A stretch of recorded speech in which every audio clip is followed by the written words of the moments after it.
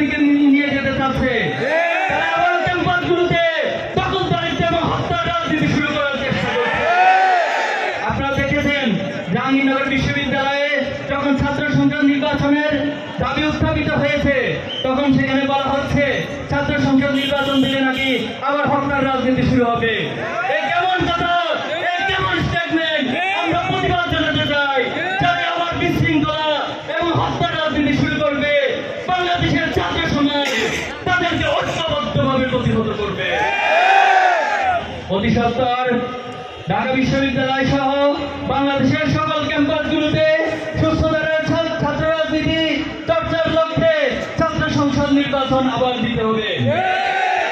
বিগত ফ্যাসিস্ট সরকার এবং তার আগের আমলে এই বাংলাদেশের শিক্ষা ব্যবস্থাকে ধ্বংস করে দেওয়া হয়েছে।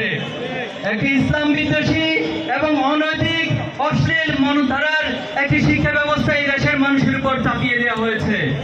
আমরা বলতে চাই, এই সরকার দ্রুত সময়ের মধ্যে একটি স্বাধীন এবং ইসলামী মূল্যবোধের ভিত্তিতে স্বাধীন শিক্ষা কমিশন গঠন করে শিক্ষা ব্যবস্থার পূর্ণ রূপরেখা প্রদান করতে হবে। সংগ্রামী উপস্থিতি, অনেক রক্তের বন্যার উপর দিয়ে 5ই আগস্ট পরবর্তীতে আমাদের কাছে নতুন বাংলাদেশের এক সম্ভাবনা উন্মুক্ত হয়েছে। আমরা আজকের এই প্রোগ্রাম থেকে সকল ফ্যাসিবাদ বিরোধী শক্তিকে ঐক্যের আহ্বান জানাচ্ছি। আমি নাম ধরে বলতে চাই, যারা অতীতে ফ্যাসিবাদের বিরুদ্ধে লড়াই করেছে, ছাত্রদল সহ সকল ইসলামী মূল্যবোধের দল সমূহকে জাতীয় ছাত্র ঐক্য গড়ে তোলার আহ্বান জানাচ্ছি। আমি বাংলাদেশের জামাত ইসলামী এবং বিএনপি সহ সকল রাজনৈতিক শক্তিকে জাতীয় ঐক্য গড়ে তোলার আহ্বান জানাচ্ছি।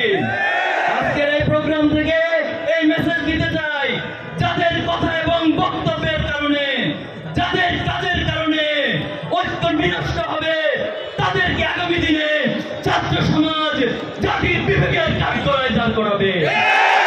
আপনাদের কোন ভূমিকার কারণে যদি ফ্যাসিবাদ আবার মাথা ছাড়া দিয়ে ওঠে, যদি আবার ফ্যাসিবাদ পুনর্বাসন হওয়ার সুযোগ পায়, তাহলে ছাত্র সমাজ ফ্যাসিবাদের যে পরিণতি করেছে আপনাদেরকেও একই পরিণতি বরণ করাবে।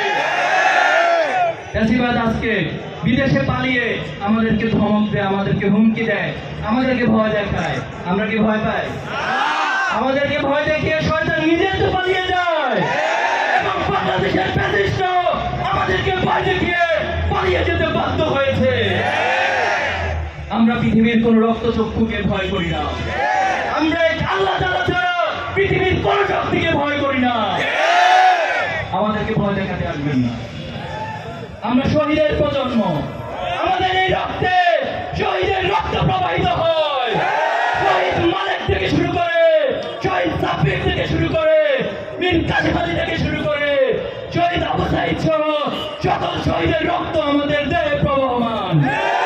এজন্য আমরা সবসময় নিজেদেরকে শহীদ মনে করি। যারা নিজেদেরকে শহীদ মনে করে, সে প্রজন্মকে পৃথিবীর কোন শক্তি দমিয়ে রাখতে পারবে না ইনশাআল্লাহ। সংগ্রামী উপস্থিতি, আমরা একটি সুন্দর বাংলাদেশ গড়তে চাই। ইসলামী ছাত্র শিবির সেই সবার বাংলাদেশ গড়ার লক্ষ্যে সৎ, দক্ষ এবং দেশপ্রেমিক নাগরিক তৈরির যে মিশন, সেই মিশন আজ পর্যন্ত অব্যাহত রেখেছে। আমাদের জন্য এখনো শহীদ পরিবারের মায়েরা চোখের পানি ফেলে আমাদের জন্য দোয়া করে। দেশ বিদেশে অনেক ভাইয়েরা এই কাফেলার জন্য দোয়া করে। প্রিয় সাথীদেরকে আহ্বান জানাতে চাই,